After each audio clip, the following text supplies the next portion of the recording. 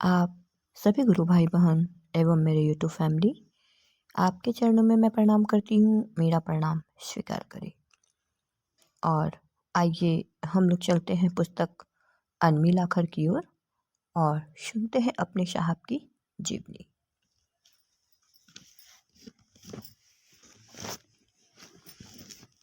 तो हम लोगों ने पीछे के वीडियो में सुना कण कण की आवाज़ से माँ का ध्यान भंग, और हम आज आगे चलते हैं। घर पहुंचते ही माँ ने नाश्ता दिया। तब तक रामेश्वर मंडल भी फूलों का गुलदस्ता लिए जन्मदिन की बधाई देने घर पहुंच चुके थे। कोने में लगा डाइनिंग टेबल स्वादिष्ट व्यंजनों से सजा था। बचपन से ही भोजन के प्रति संवेदनशील रहे हरिंद्र ने अनमने ढंग से थोड़ा खाया। आप तो फोटोग्राफी के शौकीन हैं, चलिए आज शिवगादी की गुफा घूम आए, वहाँ आपके शौक को भी मंजिल मिलेगी। प्रोफेसर साहब ने कहा। चहल पहल से सजे बाजार और वाहनों की आवाजाही के बीच गुजरते हुए दोनों बस पड़ाव पहुंचे। बरहेट बरहेट चिल्लाता हुआ बस का कंडक्टर नजदीक पहुंचा। कहाँ जाइएगा भैया, कहाँ जाएंगे भैया? बरहेट, मंडल जी ने कहा। दोनों बरहेट के लिए प्रस्थान कर गए।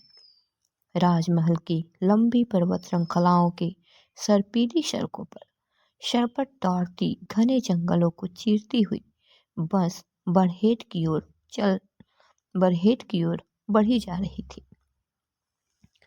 मनुष्य मननशील प्राणी है, उसका मस्तिष्क अन्य प्राणियों की अपेक्षा अधिक उत्कृष्ट है। चिंतनशीलता उसकी सबसे बड़ी शक्ति है। मानव से इतर प्राणियों ने स्वयं को प्रकृति के अनुरूप ढाला है। मनुष्य प्रकृति का दास नहीं अपितु उसका विजेता होना चाहता है।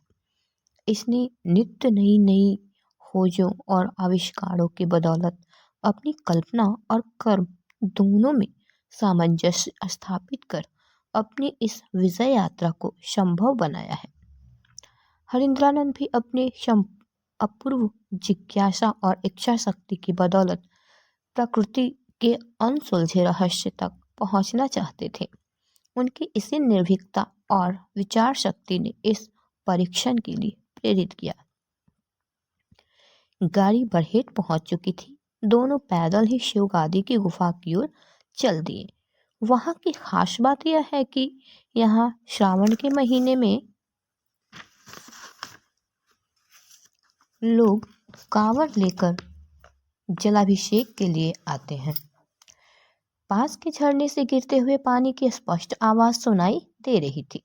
प्रकृति को अपने सुंदरतम रूप में पाकर वे अपने आप को रोक नहीं पाए। कैमरे के लेंस और चमकते फ्लैश ने मनोरम दृश्यों के साथ इन्हें भी कैद कर लिया था। फोटोग्राफी के बाद झरने को पार कर मंदिर गए। वैसे मंदिर के भीतर जाने की इनकी इच्छा उतनी बलवती नहीं थी। शिवलिंग का दर्शन कर बाहर आए तो देखा मंदिर की सीढ़ियों पर बैठा एक साधु रुद्राष्टक का पाठ कर रहा था। यह जीवन की गूंज है, माननीय सत्य और सौंदर्य की गूंज। यही तो शिव की गूंज है। इसी सत्य और सौंदर्य की प्रतीति को चाहते थे हरिंद्र। मानवीय अस्तित्व और चेतना के वास्तविक स्वरूप और सत्य की व्याप्ति। लेकिन शिव है कहाँ? दर्शन शास्त्र के पन्नों में, हमारे इतिहास की स्मृति विस्मृति की क्षितिज रेखा पर, या स्वयं अंतर्मन में? अब तक तो अनभिज्ञ थे उससे, किंतु पूजा पाठ आराधना उपासना तीर्थाटन के परिणामों से अनभिज्ञ नहीं रहे थे। उस साधु के पास गए और रुद्राष्टक पर बहस छेड़ दी। काफी देर के तर्क वितर्क के बाद बात ज्यादा बढ़ती देख रामेश्वर मंडल ने मंदिर की ओर इशारा करते हुए कहा, मैं जब साहिबगंज आया था तो अक्सर इसी मंदिर में पूजा अर्चना करने आता था। उनका परिवार शैव था। उनके यहाँ न केवल शैव उपासना होती थी, बल्कि शैव दर्शन के चिंतन की एक बदमूल परंपरा भी थी। इसी प्रेरणा से उन्होंने दर्शन शास्त्र को अपने अध्ययन का विषय भी चुना था। दिन ढल रहा था। शाम की सुधर परछाइयां जंगल के पेड़ों और पत्तों पर थक कर विश्राम करने लगी। पंछी कलरव करते अपने घोंसलों की ओर लौट रहे थे। अंधेरा होने के पूर्व दोनों शहर लौट आए।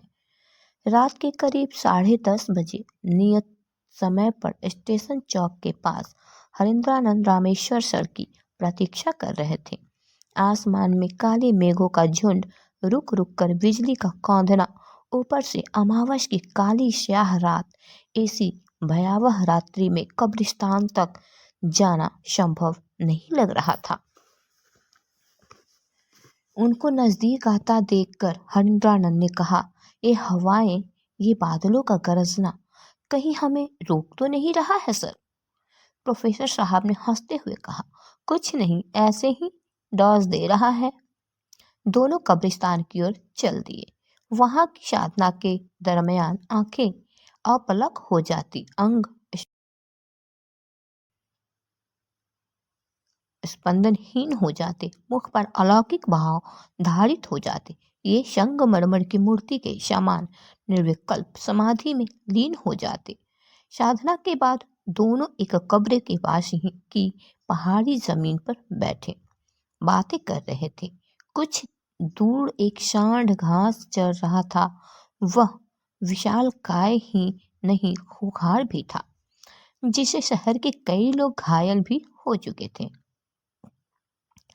मंडल सर ने चुटकी बजाई और सांड मस्त कदमों से फुफकार मारता हुआ उनके सामने आकर खड़ा हो गया।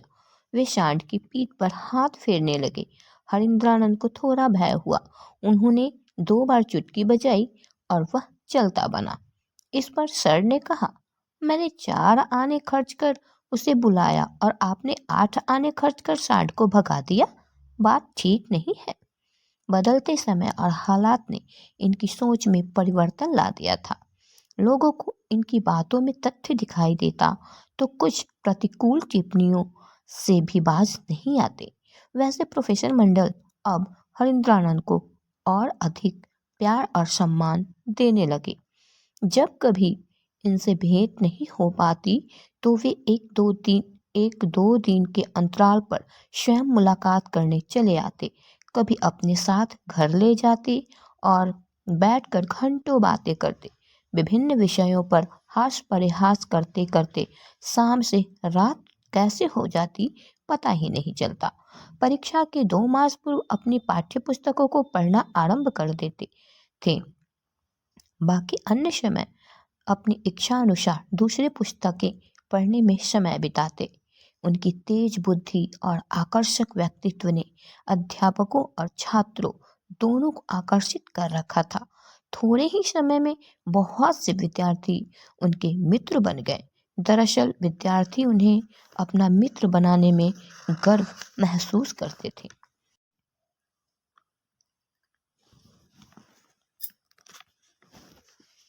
इस तरह दिन के उजाले में कॉलेज की पढ़ाई और रात में शमशान साधना दोनों चलती रही। स्नातक प्रथम में 5 विषयों में बहुत अच्छे अंकों से उत्तीर्णता प्राप्त की।